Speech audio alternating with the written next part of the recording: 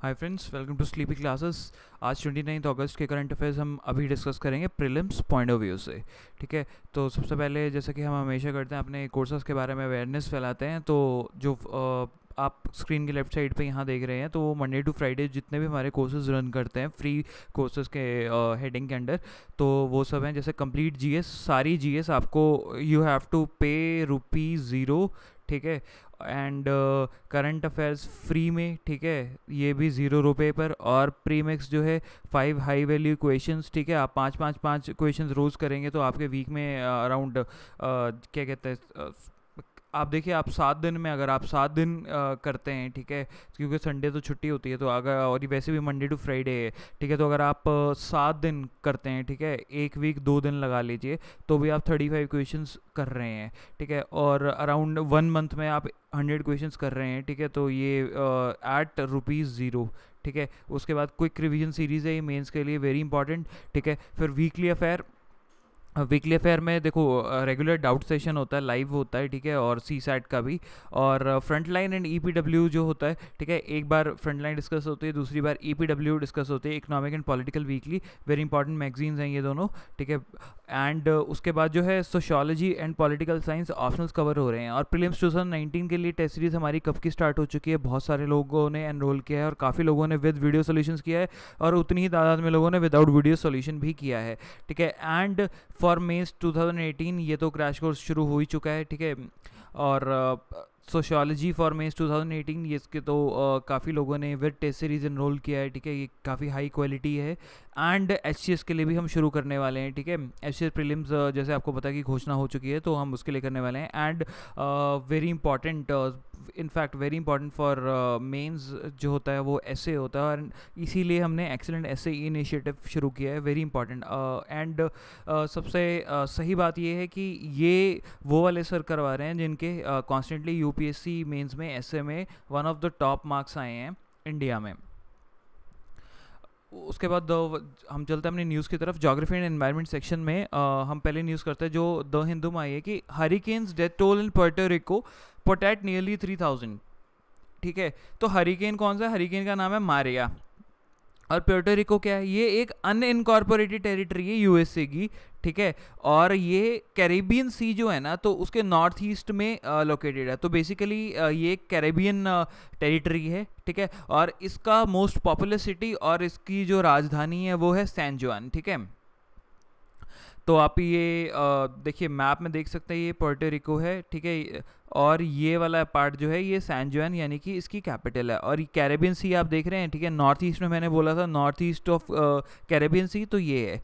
ठीक है, और आप पूरा ये देख सकते हैं, देखो कहाँ पे है, जहाँ ये अटलांटिक है, ठीक है, यहाँ पे कहीं पे पुर्टो रिको है। ठीक है, और फिर आगे चलते हैं हम। हरिकेन क्या होता है? ठीक है, इसमें हमने क्या देखा, हरिकेन मैरिया। तो हरिकेन क्या होता है? देखो, ये एक ट्रॉपिकल साइक्लोन होता है। ठीक है, ये ट्रॉपिकल या सब ट्रॉपिकल वाटर्स पे फॉर्म होगा। मेन बात इसमें ये होती है कि इसमें ना टेम्परेट साइक्लोन्स की तरफ फ्रंट्स नहीं फॉर्म होते। फ्रंट्स का मतलब क्या होता है? फ्रंट्स का मतलब होता है कि एक ऐसी बाउंड्री जो दो डिफरेंट एयर मासेस को जो है मतलब जहाँ वो मीट कर रहे हैं, या वो बाउंड्री जो उसे सेपरेट कर रही है दो एयर मासेस को। ठीक है, तो इसमें फ्रंट्स नहीं होते, वो टेम्परेट में होते हैं, लेकिन ट्रॉपिकल साइक्लोन में नहीं होते। ये बेसिकली ट्रॉपिकल साइक्लोन क्या होता है? ये एक लो प्रेशर सिस्टम होता है। ठीक है, that is surrounded by high pressure system. ठीक है, और फिर बात आती है क्लासिफिकेशंस की ट्रॉपिकल साइक्लोन्स के। हमने बात करी कि जो हरिकेन है it is a type of tropical cyclone. तो अब ये जो ट्रॉपिकल साइक्लोन्स है ये और कितने टाइप के होते हैं? देखो, एक तो इस टाइप का होता है जिसे हम ट्रॉपिकल डिप्रेशन बोलते हैं। ठीक है, जहाँ डिप्रेशन बोलते हैं, तो ये क्या होता है कि जैसे डिप्रेशन मतलब होता है ना लो होना, तो आप ऐसे याद रखते हैं जिसकी जो बहुत ही स्लो है, जहाँ विंड स्पीड जो है, जहाँ के सरफेस विंड्स की speed less than 39 miles per hour है। ठीक है, तो ट्रॉपिकल डिप्रेशन है। ठीक है, यहाँ माइल्स वर्ड इसलिए यूज़ किया गया क्योंकि अमेरिकन सिस्टम में यही होता है। और आप देखेंगे ज़्यादातर जो है ये अभी मैं अगली स्लाइड में डिस्कस करूंगा, तो कि ये जो हरिकेन वर्ड है ना, ये ट्रॉपिकल साइक्लोन्स के लिए यूज़ किया जाता है जो कि Atlantic ocean, Pacific ocean side होते हैं। ठीक है, तो यानी कि बेसिकली अमेरिका और यूरोप की साइड, तो वहाँ माइल्स होता है, किलोमीटर्स नहीं होता है। ठीक है, और अगर जो 39 माइल्स पर आवर या उससे ज़्यादा की स्पीड वाले होते हैं उन्हें तो स्टॉर्म बोला जाता है।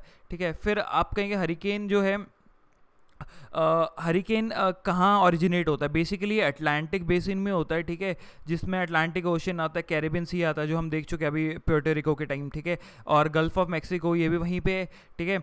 और कई कई बार क्या होता है कि सेंट्रल नॉर्थ पैसिफिक ओशन में भी आ जाता है, अदरवाइज नहीं। अच्छा, फिर एक बार ये यूपीएससी मेंस में भी क्वेश्चन आया था, ठीक है, कि आप कैसे वो कर सकते हैं, नेमिंग कैसे करते हैं हरिकेन्स की या ट्रॉपिकल साइक्लोन्स की, ठीक है। तो ये ऐसा होता है कि जो ये नेमिंग होती है ये रोटेशन वाइज होती है, ठीक है।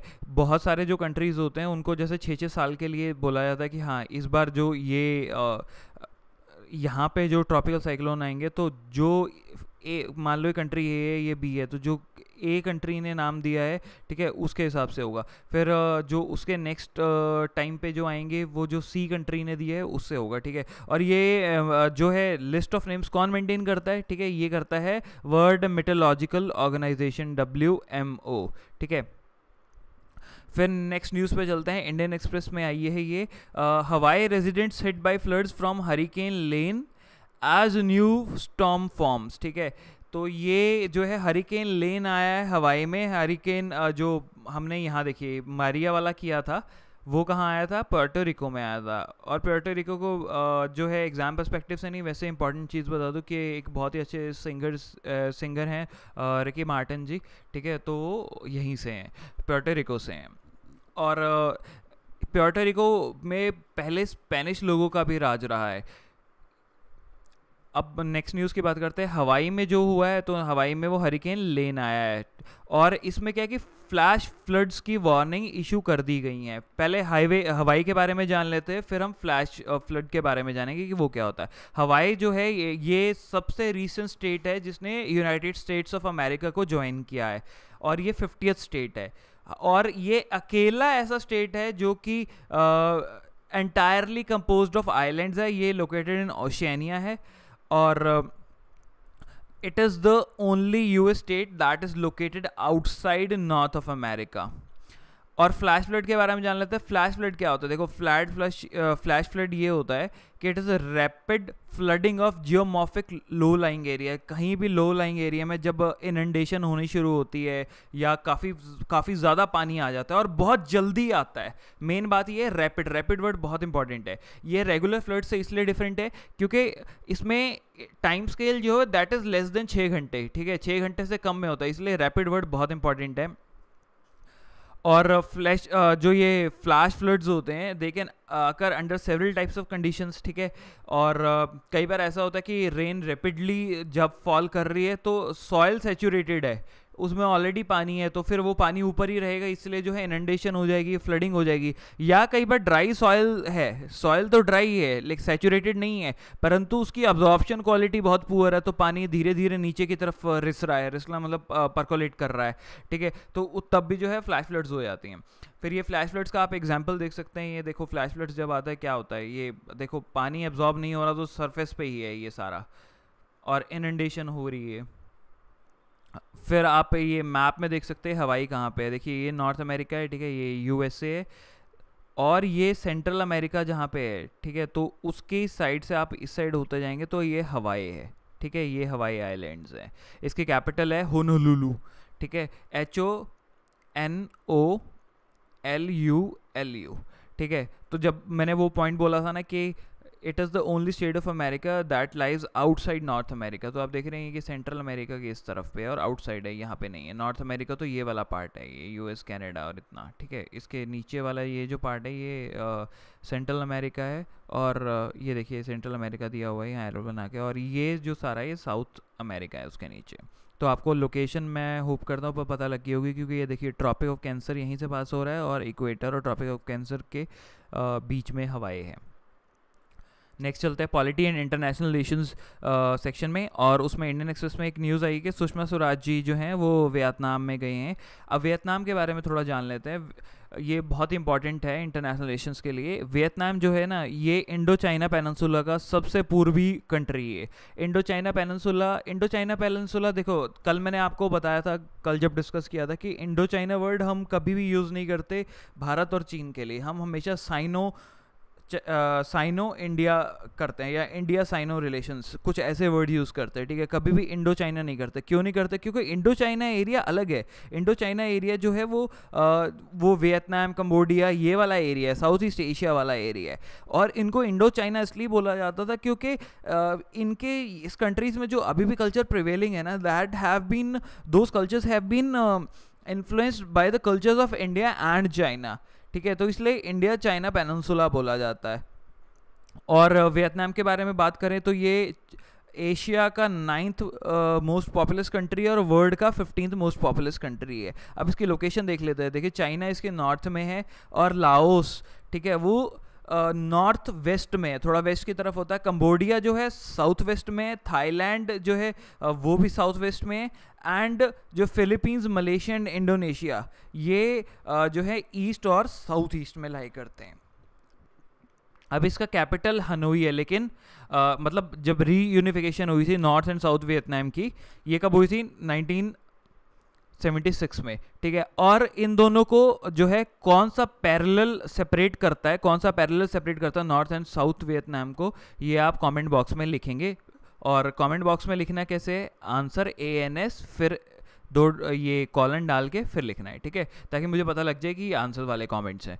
और फिर जो है हो ची मिन सिटी जो है, इसका जो है it is the most populous city. हो ची मिन सिटी जो है ये नॉर्थ वियतनाम में है, ठीक है। हो ची मिन इन बहुत महत्वपूर्ण लीडर रहे हैं वियतनाम की पॉलिटिक्स में, इसलिए उनके नाम पे एक सिटी भी है। And that is the most populous city. Most populous मतलब सबसे ज़्यादा पॉपुलेशन, जनसंख्या यहाँ की है हो ची मिन में, ठीक है।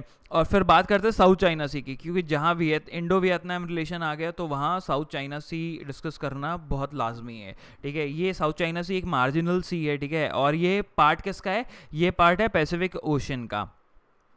अब इसकी इंपॉर्टेंस की अगर बात करें, 1/3 हिस्सा वर्ल्ड के जितने भी शिप्स हैं वो पास करता है यहाँ से, साउथ चाइना सी से। इसीलिए साउथ चाइना सी में जितने भी आइलैंड्स हैं उनको लेके जो है ना डिस्प्यूट चल रही है काफ़ी कंट्री में, काफ़ी डिस्प्यूट्स चल रही हैं और काफ़ी कंट्रीज़ में चल रही हैं। और सबसे कॉमन बात यह है कि ज़्यादातर हर एक डिस्प्यूट का पार्ट चाइना है, क्योंकि चाइना अपना स्फीयर ऑफ इन्फ्लुएंस बढ़ाना चाहता है और वो इकोनॉमिकली जो है रूल करने की कोशिश में है वर्ल्ड को। तो इसीलिए जो है वो इन आइलैंड्स पे और एरिया पे अपना कब्जा जमाना चाहता है।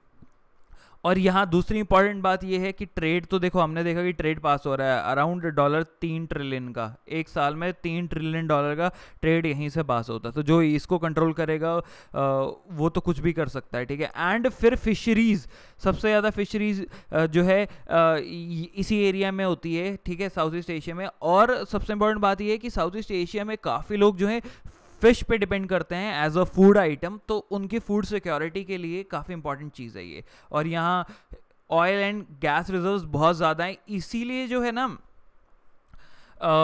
इसीलिए जब इंडिया की कंपनी है ONGC, ठीक है, oil and natural gas corporation, ठीक है, तो उसका एक विंग है जो फॉरेन जो है लोकेशंस में जहाँ ऑयल एंड गैस रिजर्व्स होते हैं तो वहाँ जाते हैं। तो वो क्या होता है, उसका वहाँ एक्सप्लोर करते हैं वो, ठीक है। तो उसका नाम है OVL, ONGC विदेश लिमिटेड, ठीक है। तो उन्हें वियतनाम ने OVL को बुलाया कि आप यहाँ आके जो है एक्सप्लोर कीजिए ऑयल और नेचुरल गैस को हमारे यहाँ साउथ चाइना सी में, ठीक है। तो चाइना जो है उस बात को लेके बहुत ज़्यादा नाराज़ हो गया और चाइना के जो मेन न्यूज़पेपर है, स्टेट रन न्यूज़पेपर ही है वो बेसिकली ग्लोबल टाइम्स, ठीक है, तो उसने काफ़ी जो है रोष जताया इस बात पे, लेकिन फिर भी हमने कंटिन्यू किया, ठीक है। तो OVL वहाँ गई और वहाँ पे जो है 2011 की ये बात है, तो वहाँ जाकर एक्सप्लोर करना शुरू किया है। इनफैक्ट अब वो चीज़ को एक्सटेंड कर दिया गया है, वो कॉन्ट्रैक्ट को एक्सटेंड कर रहे हैं, ठीक है। तो चाइना वियतनाम टसल कहाँ जो साउथ चाइना सी में वो किसको लेकर है? वो स्प्रैटली आइलैंड्स को लेकर है, ठीक है। और कोई वैसे आपको बताऊँ साउथ चाइना सी में और भी आइलैंड्स है, जैसे पैरासेल ग्रुप ऑफ आइलैंड्स है, स्प्रैटली आइलैंड्स है, जिसमें चाइना डिफरेंट कंट्रीज़ के साथ जो है डिस्प्यूट मतलब टेरिटोरियल डिस्प्यूट्स में जो है वो लगा हुआ है। और ये जो जैसे हमने बात की थी कि OVL की जो है उसने 3 ईयर डील साइन करी थी पेट्रो वियतनाम से, और अब जो है ये डील एक्सटेंड कर दी गई है। अब आप यहाँ देख सकते हैं जो हम पैरासल आइलैंड्स की हम बात कर रहे थे वो ये रहा, देखिए ये देखिए साउथ चाइना सी लिखा हुआ है, ये पैरासल आइलैंड्स यहाँ पे है, ठीक है। तो ये वियतनाम का एरिया है और ये चाइना का एरिया है, ठीक है। ये चाइना का एरिया है और ये वियतनाम का एरिया है। तो अब इनको लेके जो है चाइना और वियतनाम में जो है टसल है कि स्प्रैटली, खासकर स्प्रैटली को, ठीक है, और चाइना की पैरासल से भी लेकर जो है काफ़ी कंट्री से टसल चल रही है। तो आप ये देख रहे हैं कि कितना इम्पॉर्टेंट रीजन है ये वाला, जो आप ये छोटा सा रीजन देख रहे हैं ये बहुत ज़्यादा इम्पॉर्टेंट है।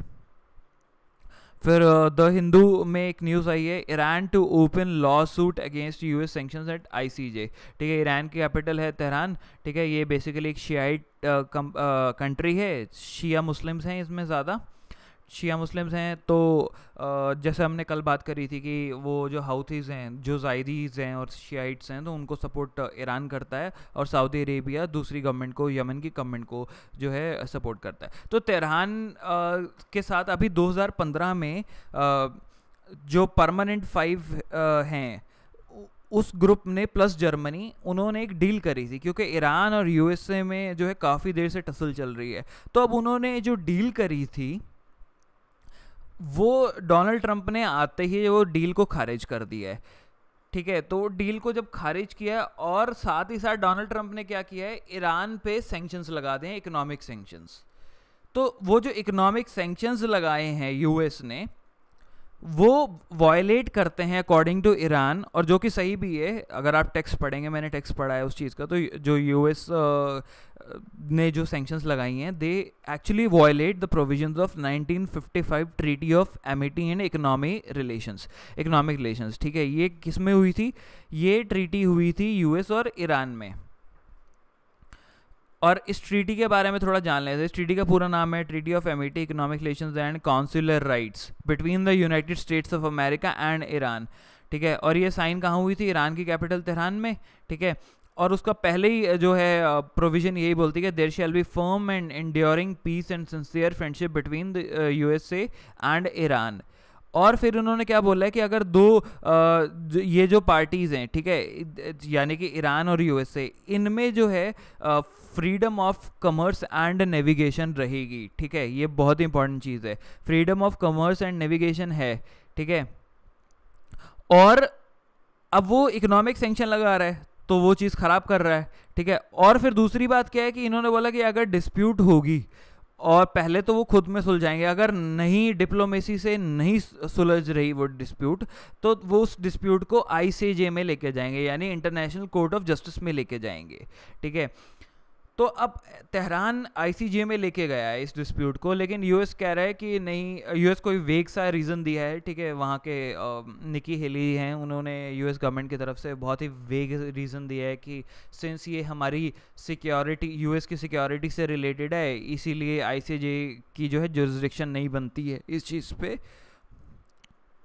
पर अगर आप लीगली देखा जाए और इंटरनेशनल लॉ के हिसाब से, तो here US is very wrong and Iran इस पार्ट में सही है कि वो आईसीजे को लेके आया। और आईसीजे के बारे में अब जान लेते हैं। इसे कॉमनली जो आईसीजे बोलते हैं, वैसे इसका पूरा नाम है इंटरनेशनल कोर्ट ऑफ जस्टिस, इसे वर्ल्ड कोर्ट भी बोल देते हैं, और ये यूएन का पार्ट है, ठीक है। It is the principal judicial organ of the United Nations. और ये जो है जो भी मेंबर है यूएन का, वो ऑटोमेटिकली मेंबर बन जाता है, किसका? वो बन जाता है मेंबर अपना आईसीजे का, ठीक है।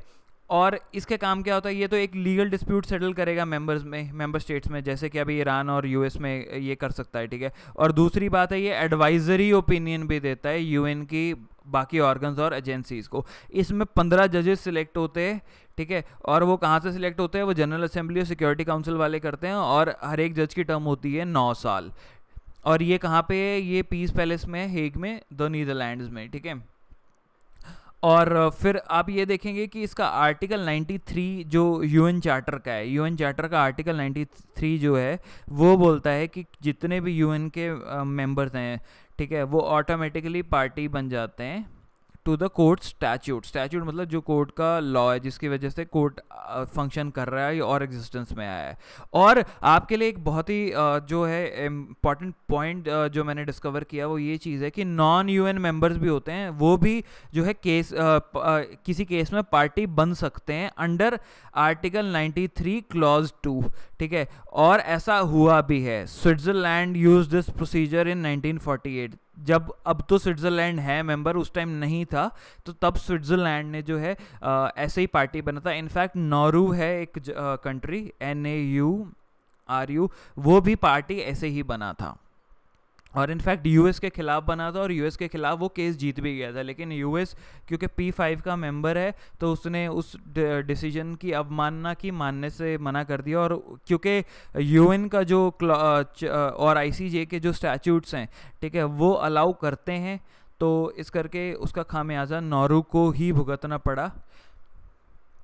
फिर टाइम्स ऑफ इंडिया की नेक्स्ट न्यूज़ पे चलते हैं। द यूरोपियन यूनियन क्या चीज़ है, ठीक है। ये टाइम्स ऑफ इंडिया में 2 न्यूज़ आई हैं। एक तो थेरेसा मे जो यूएस की जो यूके की जो PM है यूके की, तो उन्होंने कुछ EU से रिलेटेड कोई बात करी, ठीक है। फिर 1-2 और चीज़ें EU से रिलेटेड आई हैं। तो जैसे कि इटली ने बोला है कि मेडिटेरेनियन सी से, देखो एक ऑपरेशन सोफिया चल रहा है मेडिटेरेनियन सी में। वो क्या है कि जितने भी माइग्रेंट्स हैं जो वॉर टॉर्न कंट्रीज से आ रहे हैं, ठीक है, तो वो माइग्रेंट सी में है, तो वहाँ से उन माइग्रेंट्स को उठा के डिफरेंट कंट्रीज़ में वो ऑपरेशन सोफिया के शिप्स भेजते हैं। तो ये EU का बेसिकली एक प्रोग्राम है। लेकिन इटली ने बोला है कि यार हम अभी और ज़्यादा नहीं ले सकते हैं, क्योंकि ना तो कोई पॉलिसी है यूरोपियन यूनियन की, ना ही जो ऐसे स्टेट्स है जो मेडिटेरेनियन सी को टच कर रहे हैं, ना ही तो वो स्टेट ज़्यादा तादाद में माइग्रेंट्स को ले रहे हैं। तो सारा खामियाजा माइग्रेंट्स का और सारी जिम्मेवारी हमें ही भुगतनी पड़ रही है। तो इस करके उन्होंने बोला है कि नहीं, हम अलाउ नहीं करेंगे। तो इसके लिए ये तो चीज़ चलती रहेगी, इसलिए जो है इतनी न्यूज़ हमने कवर नहीं की वो वाली। लेकिन इसी के साथ जो सबसे इंपॉर्टेंट चीज़ है जो एग्जाम में आ सकती है, वो यूरोपियन यूनियन के बारे में पूछा जा सकता है। बेसिकली एक ये पॉलिटिकल और इकोनॉमिक यूनियन है, इसके 28 मेंबर्स हैं, ठीक है, और वो सारे के सारे यूरोप के हैं ज़्यादातर, ठीक है। और ये क्या है कि बेसिकली एक इंटरनल मार्केट हो गया, एक सिंगल मार्केट बना दिया गया यहाँ, क्योंकि यहाँ पे जो एक सिंगल सिस्टम हो गया, स्टैंडर्डाइज सिस्टम है लॉज का, जो इसके सभी मेंबर्स पे लगेगा। और इसमें फ़ायदा ये हुआ कि ये जो कंट्रीज़ ने जो एक इंटरनल सिंगल मार्केट बना दी, तो इसकी वजह से जो पीपल हैं, गुड्स हैं, ठीक है, और जो सर्विसेज हैं और पैसा है जो फ्रीली फ्लो कर सकता है, ठीक है, with in the internal market. तो इसमें जो है पैसा इनकी ट्रांसपोर्टेशन में कम लगेगा और फ़ायदा ज़्यादा होगा। और फिर ये क्या है कि ये कॉमन पॉलिसीज़ जो है डिस्कस कर सकते हैं, ट्रेड की, एग्रीकल्चर की, बेसिकली इकोनॉमिक से रिलेटेड है ना, इकोनॉमिक टर्म्स हैं। तो फिर EU और EU की जो यूरोपियन सिटीजनशिप है, ये एक ट्रीटी से बनी थी, maastricht ट्रीटी, ठीक है। जो लिस्बॉन ट्रीटी आप आजकल न्यूज़ में पढ़ रहे हैं, काफ़ी टाइम से आ रहा है, आई होप कि आपको पता है उसके बारे में। तो जो लिस्बॉन ट्रीटी है, उसका जो क्लॉज, उसमें जो कुछ क्लॉजेज ऐसे हैं जो ये बताते हैं कि अगर किसी को यूरोपियन यूनियन से बाहर निकलना है तो क्या कर सकता है। लेकिन जब यूरोपियन यूनियन जो बना था, तो वो कौन सी ट्रीटी से बना था ये मेन स्ट्रीम मीडिया में नहीं है, और हम आपके लिए लेके आए हैं ये फैक्ट। ये है maastricht ट्रीटी। maastricht ट्रीटी से बना था 1993 में, और इसके 6 फाउंडिंग स्टेट थे। अब तो 28 हो गए हैं, लेकिन फाउंडिंग स्टेट कौन कौन से थे? एक था बेल्जियम, फ्रांस, वेस्ट जर्मनी था, ठीक है, उस टाइम वेस्ट और ईस्ट जर्मनी में डिवीजन थी, तो ये वेस्ट जर्मनी था, इटली, लग्जमबर्ग एंड नीदरलैंड्स, ठीक है। तो दो 4 कंट्रीज़ जो ऐसे हैं कि जो यूरोपियन फ्री ट्रेड एसोसिएशन के तो मेंबर है, लेकिन यूरोपियन यूनियन के मेंबर्स नहीं है अभी तक। वो कौन कौन से हैं? वो एक है आइसलैंड है, दूसरा है लिechtenstein, तीसरा है नॉर्वे एंड चौथा है स्विट्ज़रलैंड, ठीक है। फिर लाइव मिंट में एक खबर आई है, तो एक आर्टिकल है बेसिकली, मावलिनोंग एक विलेज है उससे रिलेटेड। तो मावलिनोंग के बारे में अगर आप फैक्ट्स चेक करेंगे तो आपको बहुत अच्छी चीज़ें पता लगेंगी। देखो, वो मावलिनोंग जो है ये मेघालय में, मेघालय कहाँ है? उत्तर पूर्वी भारत में, यानी कि नॉर्थ ईस्ट इंडिया में। एंड इसे एशियाज़ क्लीनेस्ट विलेज का टाइटल दिया गया था 2003 में, एक ट्रेवल मैगजीन है डिस्कवर इंडिया नाम से, उसने दिया था। और फिर इसे क्लीनेस्ट मतलब इंडिया में जब एशिया में हो ही गया तो बाद में फिर से अलग एक टाइटल दे दिया कि क्लीनेस्ट इन इंडिया 2005 में। और ये कहाँ पे, ये खासी हिल्स में, खासी हिल्स डिस्ट्रिक्ट है, ईस्ट खासी हिल्स डिस्ट्रिक्ट मेघालय में, वहाँ में है, ठीक है। तो जो इवन माइसन या चेरापूंजी जो बोलते हैं वो भी खासी में है।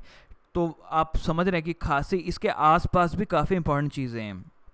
एक मावलू केव है जो कि अभी कुछ दिन पहले जब मैंने आपको करवाया था उसमें मैंने बताया था कि प्री के करंट अफेयर्स में बताया कि जो मावलू केव है उसमें कंडीशंस कंड्यूसिव है कि जो टाइम पीरियड्स चेंज होते रहे हैं उनके लिए। तो मेघालयन एज बेसिकली ये जो टर्म है मावलू केव से ही रिलेटेड है, ठीक है, मेघालयन एज। जब मैंने आपको कराया था तो आप वो वीडियो अगर फिर से रिवाइज करना चाहे तो वो वीडियो में वो उतना पार्ट देख लेना। और ये कहाँ पे, इंडो बांग्लादेश बॉर्डर पर है, इंडो बांग्लादेश बॉर्डर पर है। और यहाँ क्या है कि मैट्रिलिनियल सोसाइटी होती है, तो वेल्थ और सरनेम जो है मदर से उनकी बेटी पे जाता है, ठीक है, फादर से बेटा पे नहीं जाता है। और यहाँ सबसे इंपॉर्टेंट बात है कि यहाँ जो डस्टबिन्स हैं, ठीक है, और ये काफ़ी टाइम से हैं और ये बैम्बू के डस्टबिन होते हैं और यहाँ सारा जो है कूड़ा इकट्ठा किया जाता है। यहाँ पॉलीथिन बैंड है और यहाँ स्मोकिंग भी बैंड है। और ये एक बहुत ही इंपॉर्टेंट, बहुत ही अच्छी बात कर रहे हैं एनवायरनमेंट को प्रोटेक्ट करने के लिए, वो है कि रेन वाटर हार्वेस्टिंग, ठीक है, रेन वाटर हार्वेस्टिंग यहाँ काफ़ी अच्छे लेवल पे चलती है। और फिर इकोनॉमी सेक्शन की तरफ बढ़ते हैं। इसमें एक बहुत ही इंपॉर्टेंट न्यूज़ आई है कि इंडिया जो है इंडिया ने सबसे ज़्यादा ट्रेड रिस्ट्रिक्टिंग मेजर्स लगाई थी अमंग G20 नेशंस, और ऐसा बोला है वर्ल्ड ट्रेड ऑर्गेनाइजेशन ने, ठीक है। तो अभी ये देखिए कि यूएस और चाइना आपस में एक दूसरे पे इल्ज़ाम लगा रहे हैं कि यूएस बोल रहा है कि चाइना जान के जो है ट्रेड रिस्ट्रिक्ट कर रहा है हमारा, और चाइना बोल रहा है नहीं यूएस ऐसा कर रहा है। और फिर इंडिया और यूएस में भी हो रहा है, लेकिन जो रिपोर्ट्स ये बोल रहे हैं कि इंडिया ने सबसे ज़्यादा जो है ट्रेड रिस्ट्रिक्टिंग मेजर्स लगाए हैं अमंग्स द G20 नेशंस, ठीक है। अब G20 के बारे में जानना इसलिए इम्पॉर्टेंट हो जाता है, ये बेसिकली एक इंटरनेशनल फोरम है, ठीक है। 19 इंडिविजुअल कंट्रीज़ हैं +1 यूरोपियन यूनियन, ठीक है। तो 19+1 भी अगर कहीं लिखा जाए तो आप समझ जाना कि ये यूरोपियन यूनियन जो 1 है it refers to European Union, 19 refers to individual countries. तो इंडिविजुअल कंट्रीज़ में एक इंडिया भी है, ठीक है। तो आप देख रहे हैं इंडिया, इंपॉर्टेंट याद कर लो। देखो ऐसे हर एक ऑर्गेनाइजेशन की सारी कंट्रीज याद करने बैठोगे तो वहाँ कन्फ्यूज़ हो जाओगे, ठीक है। इंपॉर्टेंट याद कर लो कि इंडिया है, चाइना है, जो बेसिकली ट्रेड वार्स में आजकल लगे हुए हैं, ठीक है। तो आप वो तो याद ही रखें। एक यूनाइटेड स्टेट्स भी है, ठीक है। तो ये तीनों ट्रेड वार्स में लगे हुए थे। इनफैक्ट इंडिया ट्रेड वार बिल्कुल भी नहीं कर रहा था, ये यूएस ने ही उकसाया था। एंड यूएस और चाइना में भी यूएस ने ही उकसाया है चाइना को, ठीक है।